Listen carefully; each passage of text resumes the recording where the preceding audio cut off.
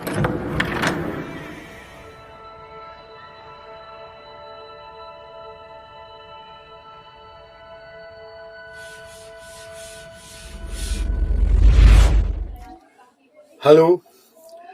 jumpa lagi dengan Lilin Tua.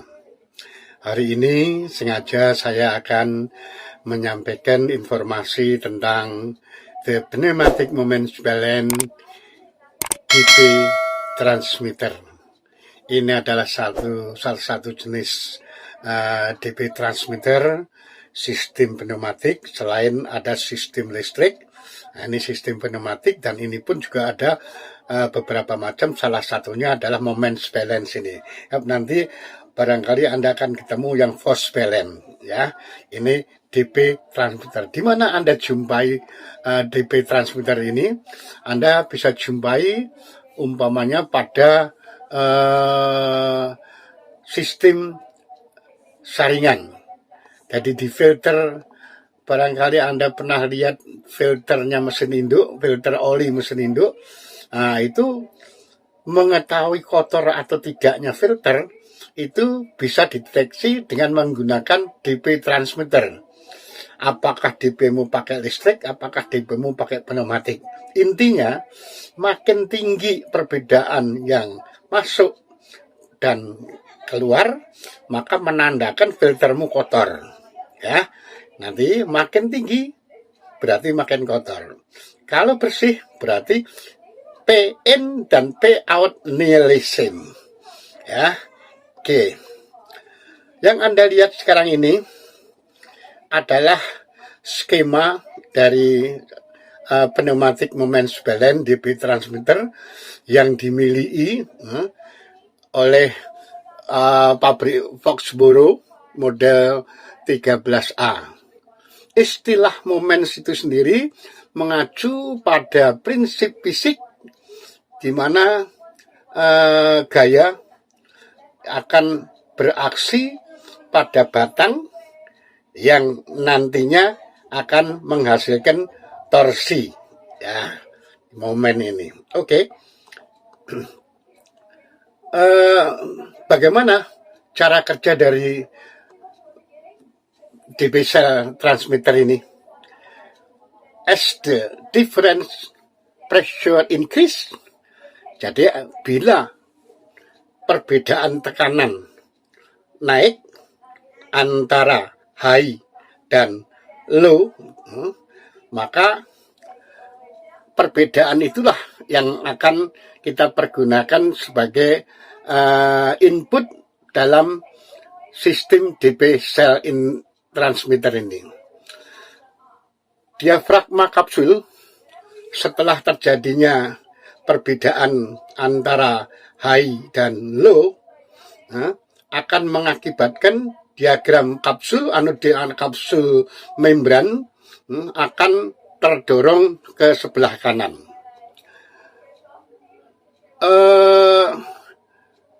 Fosbar, batang yang dihubungkan dengan kapsul, membran kapsul, karena membran kapsulnya didorong bergerak ke arah luar, maka batang ini akan kedorong ke arah out, ya, ke arah low. Oleh karena di situ ada sealing diafragma, membran sealing, maka akan terjadi suatu gerakan daripada batang ini, di mana yang ujung bawah ke kanan searah dengan ke kanan, sementara yang ujung ke kiri, sehingga batang ini akan bergerak berlawanan dengan arah jarum jam. Flapper, sehubungan dengan tersebut, flapper akan mendekati nozzle. Ya, flapper di atas akan merapat ke nozzle, seenggak-enggaknya mendekati nozzle. Dengan pendekatan ini, maka akan terjadi kenaikan backpress yang ada di dalam ruang nozzle, atau biasanya kita ngomong tentang P nozzle. P nozzle-nya naik karena jarak antara flapper dan nozzle mendekat. Nozzle kenaikan daripada tekanan backpress di dalam nozzle akan menekan relay, membran relay dari bawah, sehingga katup yang berbentuk bola di atas akan terbuka, sementara katup yang berbentuk trapesium di bawah akan menutup. Sehingga udara supply yang atau supply air yang masuk dari luar yang diatur, di-reduce sekitar 6 bar itu masuk karena katup bolanya naik, dia dipakai sebagai outputnya. Besarnya output ini adalah seberapa besar pembukaan katup bola, ya. Jadi tekanannya jelas lebih besar dari tekanan membran, tekanan nozzle and flapper, karena tekanan udara yang masuk ke flapper and nozzle itu adalah tekanan udara supply, tapi sudah dicekik oleh orifice, ya, antara 0,1 sampai 1,4 bar. Sehingga kalau dia mepet paling besar 1,4, sementara kalau dia lepas dia paling bisa 0,1. Sehingga yang keluar ya antara 0,1 sama 1,4. Nah, untuk memperbesar itu maka dipakai relay ini. Relay ini masuk 6, ya, kemudian keluarnya sebagai output dari relay ini adalah antara 0 sampai 6. Tergantung dari gerakan daripada ini.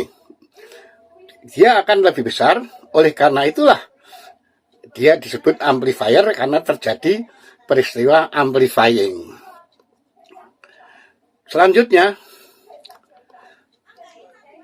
output ini yang besarnya tergantung dari pembukaan katup bola, di samping sudah dipakai sebagai output, tapi dia juga disalurkan ke belo, di mana belo ini fungsinya untuk apa?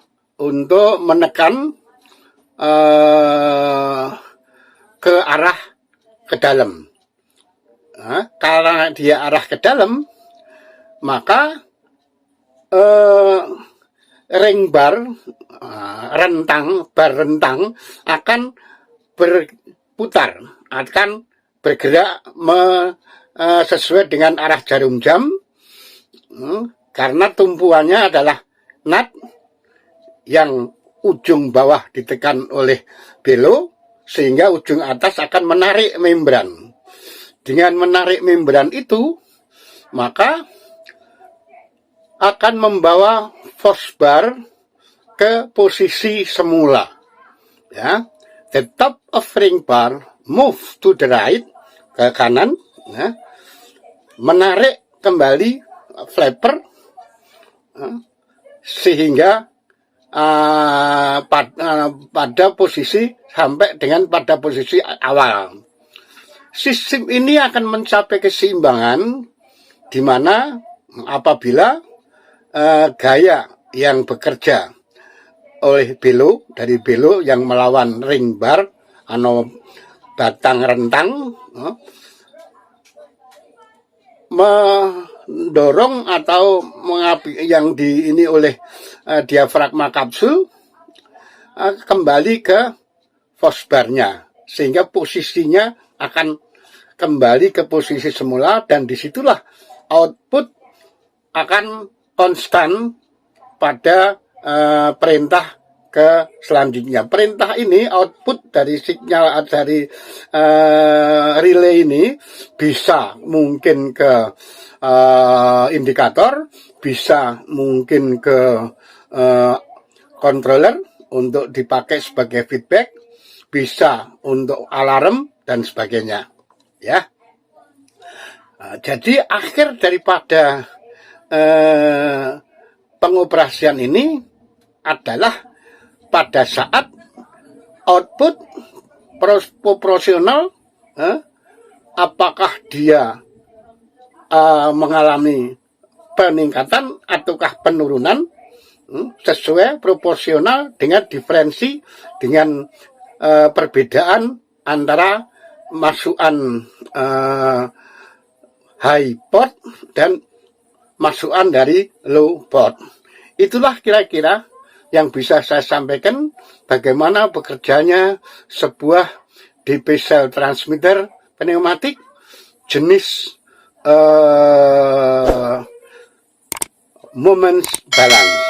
Oke, mudah-mudahan kita jumpa untuk menjelaskan tipe-tipe yang lain. Selamat menonton sampai selesai. Selamat untuk menjadi lebih cerdas. Salam dari Lilin Tua.